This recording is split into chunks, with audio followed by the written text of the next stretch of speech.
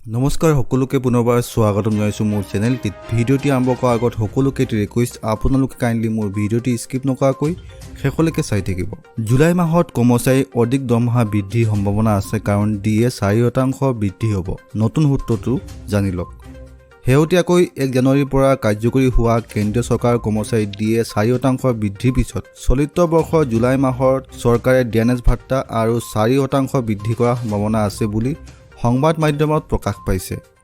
DA আৰু DR বছৰ দুবাৰকৈ সংশোধন কৰা হয়, জানুৱাৰী আৰু জুলাই। ৰিপৰ্টসমূহত লগতে কোৱা হৈছে যে ডিএ বৃদ্ধিৰ কাম হিচাপৰ বাবে সংশোধিত সূত্ৰৰ ভিত্তিত হোৱাৰ সম্ভাৱনা আছে।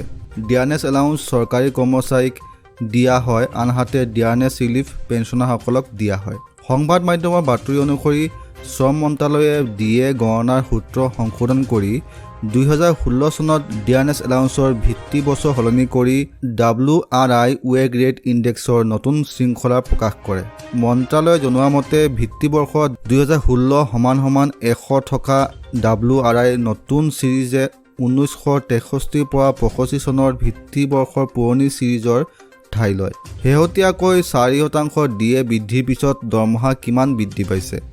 ডিএ আৰু ডিএনএছ ৰিলিফ 4% বৃদ্ধিৰ ফলত কেন্দ্ৰীয় চৰকাৰৰ 48.58 লাখ কৰ্মচাৰী দৰমহা আৰু 69.76 লাখ পেঞ্চনাৰৰ পেঞ্চনৰ পৰিমাণ বৃদ্ধি পাব। কৰ্মচাৰীৰ মৌলিক দৰমহাৰ ওপৰত ভিত্তি কৰি কৰ্মচাৰীক ডিএ দিয়া হয়। উদাহৰণস্বৰূপে যদি কোনো কৰ্মচাৰীৰ মাহিলী টেক হোম দৰমহা প্ৰায় 42,000 টকা হয় আৰু বেচিক পে প্ৰায় 25,500 টকা হয়, তেতিয়া তেওঁ নিশ্চয় ডিএনএছ ভাত্তা হিচাপে 9,690 টকা পাইছে। এতিয়া শেহতীয়া 4% ডিএ বৃদ্ধিৰ পিছত এই ডিএ ৰাশি 10,710 টকালৈ বৃদ্ধি পাব। গতিকে এই ক্ষেত্ৰত মাহেকীয়া টেক হোম দৰমহা 1,020 টকা বৃদ্ধি পাব। ডিএ পূৰ্বৰ পুনৰীক্ষণ 2022 চনৰ 28 ছেপ্টেম্বৰত কৰা হৈছিল, যিটো 2022 চনৰ 1 জুলাইৰ পৰা কাৰ্যকৰী কৰা হৈছিল।